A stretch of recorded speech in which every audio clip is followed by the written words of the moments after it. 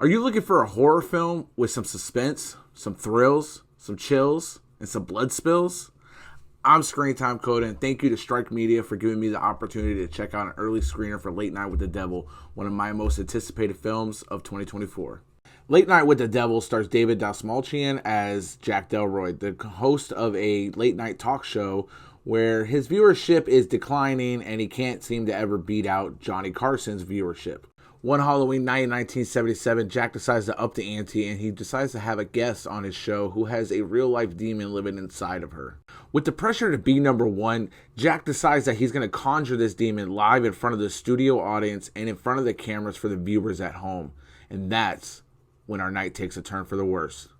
This movie is everything I wanted it to be and more. The authentic look of the 70s style talk show, the camera work, the audience members, the soundboard, like everything about this movie was fucking brilliant. This is a very high contender early on in the year for one of my favorite horror films of 2024. There's a lot more coming out this year, but this is going to be easily top 5, maybe top 10 of my favorite films of this year.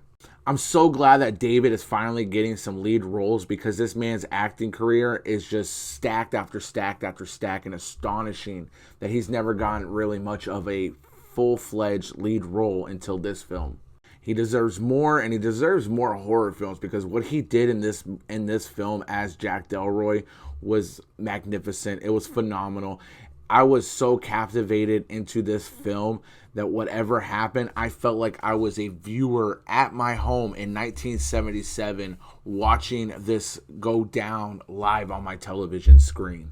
There was not one thing in this film that deterred me away from the screen, from looking at the screen for the whole hour and a half of the runtime of this movie. It is just so captivating. It grabs a hold of you and it will not let go.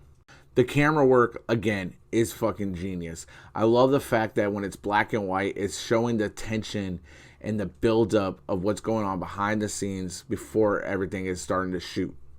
I'm really hoping that in the near future we get to see more of Ingrid Torelli, who played Lily, the possessed girl in this film. I hope to see more of her work in future films later on because she blew this out of the water.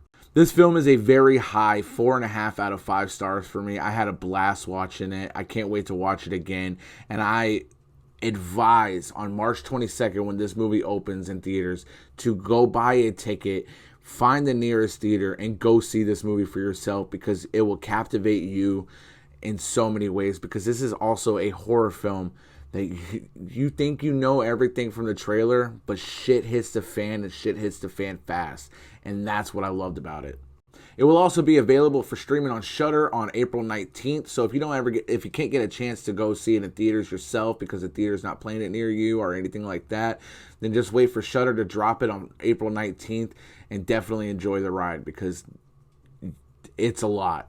So until next time, I'm Screen Time Coda. You guys enjoy that movie. Hit that like and leave a follow for more content.